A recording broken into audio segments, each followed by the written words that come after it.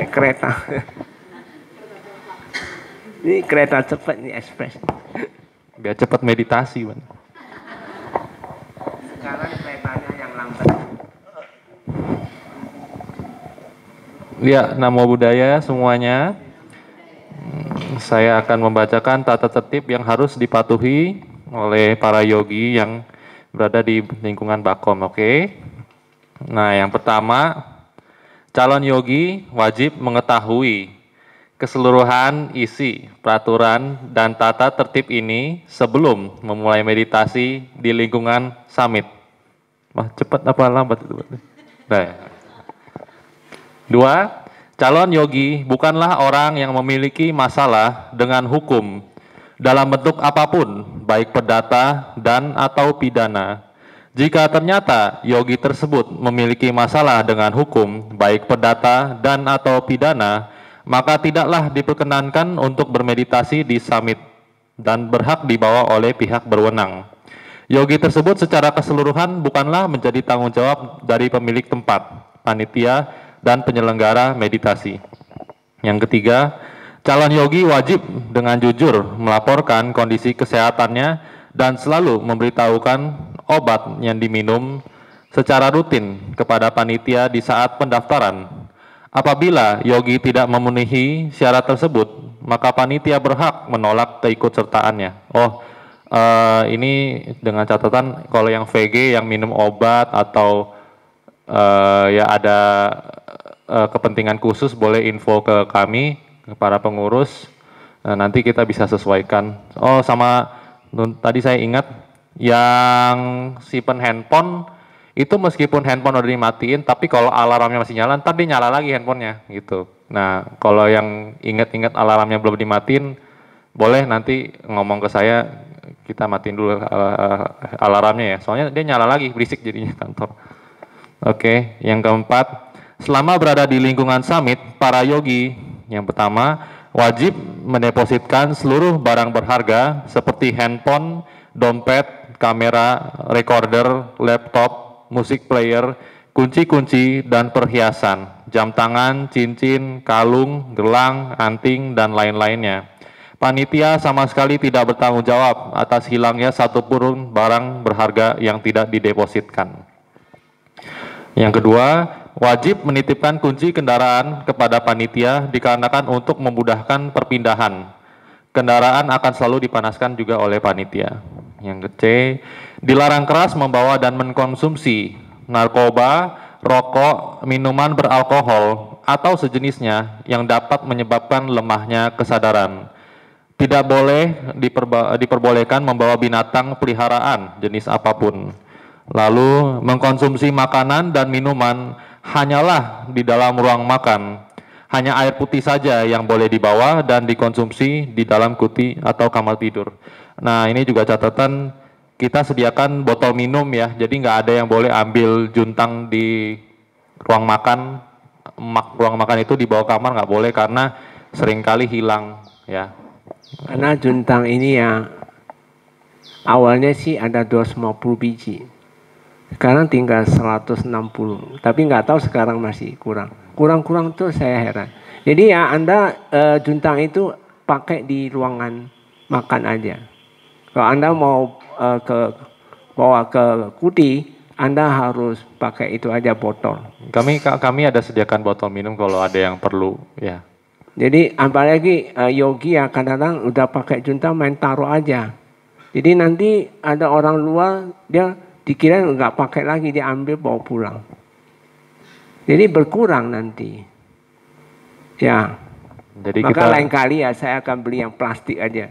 Jadi daripada juntang-juntang yang mahal. Hilang melulu saya bilang. Gelas cangkir stainless yang biasa kalau buat minum di ruang makan itu. Nah, jadi sekalian dibuat kesempatan buat berdana. Ya nanti aja akhir. Yang kelima, para yogi wajib melaksanakan Atangga Sila, 8 sila, antara lain seperti tidak makan lagi setelah tengah hari pukul 12 siang sampai besok pagi pukul 5.30. Tidak merias diri, tidak mendengarkan, memainkan, menyanyikan lagu atau musik. juga tidak melihat tontonan. Para yogi harus berpakaian yang sopan, pantas, tidak ketat, dan rapi. Selalu membawa pakaian dan barang keperluan pribadi secukupnya. Tidak diperkenankan untuk pinjam-meminjam antara sesama yogi. Di lingkungan sini harus pakai sarung ya. Mungkin yang belum mengerti cara pakai sarung atau kurang rapi bisa minta tolong diajarin. Oke, itu udah ke-7. Yang ke-8, para yogi diwajibkan untuk menjaga keutuhan dan kebersihan lingkungan summit. Selalu membuang sampah pada tempatnya. Sama juga habis selesai meditasi, matras harus dibalikin ya.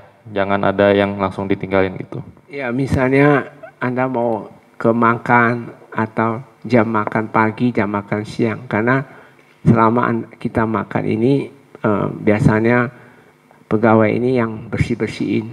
Jadi kalau Anda ada matras, membuat dia itu susah, buang waktu. Sedangkan itu dia mau bersihkan ini harus dengan kejar waktu selama kita makan. Jadi kalau selama mau makan atau minum, mau keluar lebih baik dengan mindful taruh kembali. Dan itu nanti waktu mau taruh itu jangan main lempar ya, gitu jangan ya. Taruhnya mindful juga ya. Setuju ya? Saling menjaga ya. Ada yang kaget kalau lagi gitu. Mana ada gitu. Nah, ini yang paling penting. Yang ke-9, para yogi diwajibkan untuk berhemat dalam penggunaan listrik dan air. Sangat penting untuk mandi hanya sekali dalam sehari. Nah, untuk sekarang ini musim panas, air kekurangan. Tapi lagi diusahakan. Ya, mandi sekali cukup ya. Karena kita juga nggak kerja keras apa. Ya keluar keringat juga nggak apa-apa. Keluar keringat itu kan racun. Bagus ya.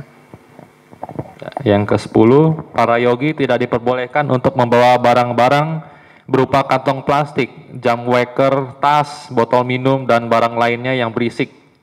Karena akan mengganggu konsentrasi yogi lainnya. Ini mungkin. Jadi botol air minum ada tempat taruh di luar aja. Jadi jangan meditasi. Oh mau minum, taruh lagi. Oh mau minum. Ini kapan meditasinya? Ada yogi kayak gini. Oh udah 15 menit. Oh dia minum lagi. Nanti dia taruh lagi. 15 menit dia ambil lagi. Jadi bukan meditasi. Orang mau duduk diam nggak ada meditasi. Jadi jangan taruh di botol di samping. Oke? Lalu selanjutnya, para yogi wajib melaksanakan meditasi vipassana bhavana di ruang Dhamma Hall yang telah ditentukan, kecuali telah mendapatkan izin khusus langsung dari Bante. Haruslah menghindari bermeditasi di tempat-tempat yang berbahaya, seperti di dekat tangga dan di ujung pagar pembatas. Ini ya, kalau kita ini kalau berdiri, kalau tempat yang bahaya, karena ada sentak punya. Pada sentak, jatuh, repot. Ya, tapi yang bagi yang udah berusia, ingin berdiri boleh, tapi Bante saran yang berusia, dekat dinding, depannya ada pegangan. Bukan pegang dulu, nanti mau jatuh baru pegang gitu. Ya meditasi tetap, tapi ada persiapan. Misalnya, maksud ini poin tadi itu begini. Ada yang berdiri di tangga, nggak boleh ya. Nanti jatuh, hancur kepala Anda, nanti saya yang tanggung jawab nanti. Nanti viral ya. Ya nggak boleh ya. Jadi mau berdiri di depan dinding boleh, sangat disarankan. Lalu selanjutnya, para yogi juga wajib melaksanakan meditasi vipassana bhavana sesuai dengan yang diajarkan oleh guru pembimbing. Sangat tidak diperkenankan untuk melakukan praktek penyembuhan dan keagamaan lainnya. Jadi jangan pakai objek lain dulu, pakai jasmani ya. Jadi Anda akan satu studi banding. Nanti Anda paham benar-benar full. Jadi Anda harus datang dalam keadaan kelas kosong ya. Jangan pakai teori-teori konsep sendiri ya. Lalu selanjutnya adalah mutlak dan penting bahwa segala bentuk untuk sembahyang, pemujaan atau acara keagamaan seperti membakar dupa, menggunakan tasbih, membaca mantra dan sebagainya tidak dilakukan selama berada di lingkungan Summit Bakom. Karena kita latih kesadaran, bukan ritualnya. Karena kita ini spiritual, bukan ritual. Kalau ritual itu artinya kita mengulang-ulang baca parita ulang-ulang itu ritual. Kalau spiritual itu meningkatkan kesadaran. Nah, Pak, kecuali meta chanting nanti ya. Oke? Para yogi wajib mengikuti seluruh jadwal yang telah ditentukan oleh guru pembimbing atau panitia, mulai dari waktu bangun, tidur, makan, interview, dhamma talk, dan sebagainya lainnya. Ya, jadi bangun, kalau orang yang belum tahu, kita bangun 245, ntar ada lonceng, ada yang bangunin, habis itu udah nggak ada yang boleh tidur lagi, semua udah kumpul di dhamma hall, terus makan pagi, 5:30 lah, ntar ada lonceng, makan siang lonceng. Nah, minum sore jam 5 itu opsional sih, nggak wajib sih. Jadi orang kalau mau meditasi nggak apa-apa, nggak perlu ke dapur, ke ruang makan. Nah, terus biasa kita meta chanting 20-40, pokoknya ada lonceng lah ya. Ya maksudnya gini, ada orang bangun pagi udah bangun, dia udah 1 jam dia pergi kamar lagi, tidur lagi. Ada itu? Ya, ada nggak? Oh ada ya. Tidur sampai makan pagi juga nggak tahu. Bapak Pasar. Ya jangan ya, taati ya, kan kita latih anak muda tertutup. Saya sih minta pengertian Anda lah. Saya yakin Anda sudah dewasa ya. Harusnya kita paham bahwa kesini itu anak muda tertutup. Tentunya tidak sama dengan kehidupan hari-hari Anda. Dia tolak belakang. Tahu tolak belakang? Biasanya suka kalau muncul rasa sedih ikutin sedihnya. Kalau di sini enggak, sedih harus dihilangin justru. Ingat rumah, ya, ingat rumah itu harus dihilangin, bukan ikutin. Oh ingat perasaan, oh ingat istri, ingat apa suami, itu harus dihilangin. Nah itu baru berhasil. Oke. Para yogi diwajibkan, ya ini seperti yang udah saya ngomong, untuk bangun pukul 2.45 dan istirahat pukul 9 malam. Selama latihan meditasi Vipassana Bhawana, tidak ada istirahat atau tidur siang, tidur sore. Para yogi diharapkan dapat terus-menerus berlatih, baik meditasi duduk, jalan, dan berdiri, dengan mencapai waktu minimal 14 jam sehari. Sisa waktu untuk aktivitas lainnya tetap selalu mindful. Jadi lonceng kita ini memang suaranya nggak bisa gede. Tapi udah pesan yang suaranya gede punya. Sabar, pasti nanti datang. Hah? Lonceng nanti, saya taruh di atas. Ya, ya, 100 kilo saya udah pesan. Perunggu deh perunggu. Suaranya nyaring. Nah, nanti itu saya kencengin kalau nggak mau bangun. Karena ini pecah. Sebenarnya suara bagus itu. Ini makainya dia ngabdi ke sini aja udah 15 tahun. Jadi udah pecah dia. Udah usia ya. Hah? Udah usia. Manusia sama aja. Nanti dikirain penjara.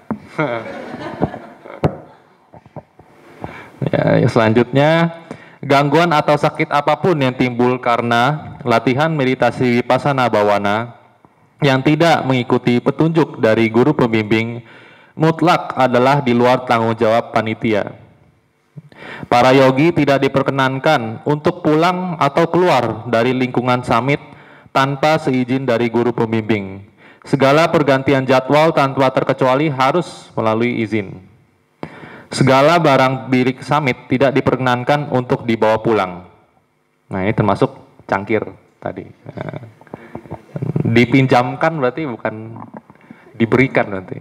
Iya bukan, dia nggak bawa pulang, dia sembarang taruh. Sembarang taruh, lalu nanti yang kerja dianggap dia bawa pulang. Hadiah. Repot saya.